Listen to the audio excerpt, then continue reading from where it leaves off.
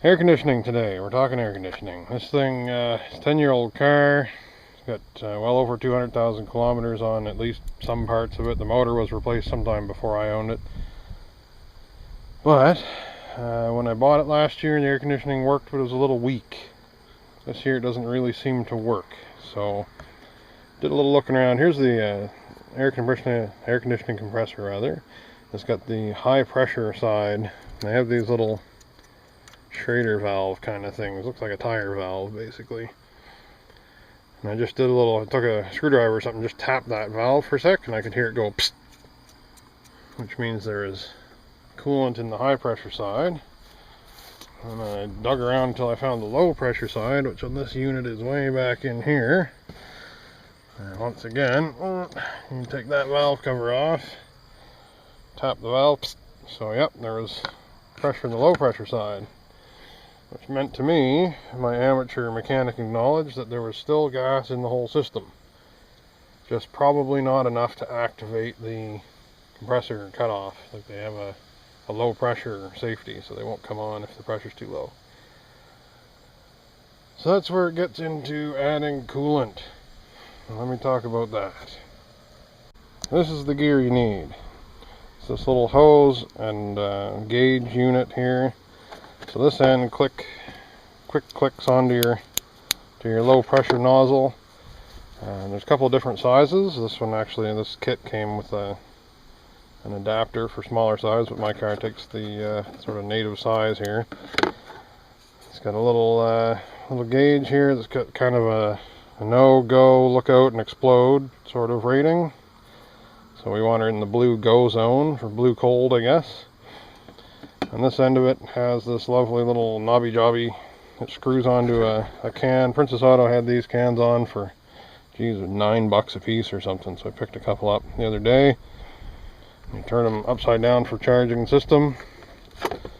And this thing screws all the way in. It punctures the top of the can.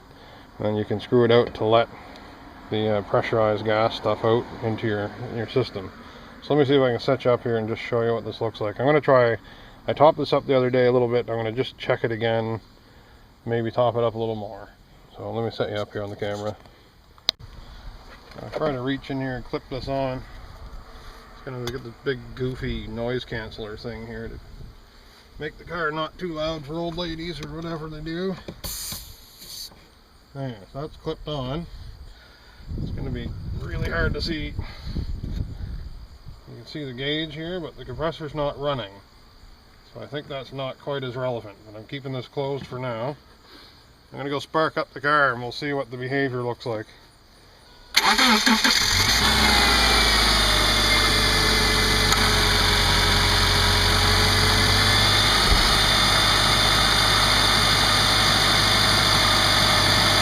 see it's kind of low in the range.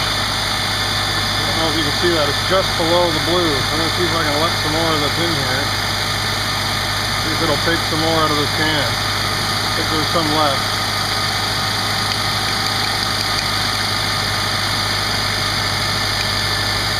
So you can see it's just creeping up. There we go, up into the yellow, but when I shut her off, it's just settling below the blue again.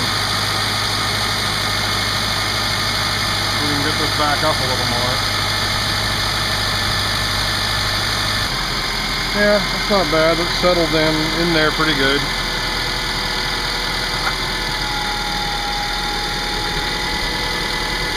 I don't know if you can see that. Let me shade that a little bit. See if it shows up. You can see it's kind of settled into the blue range of the gauge. Go see if it's making cold air. Should be making pretty cold air here. Yeah, not bad. I think I'll run it like that for a while, see how it does. So that's the quick and dirty way to recharge your own AC, in case you're wondering. So until next time, stay cool.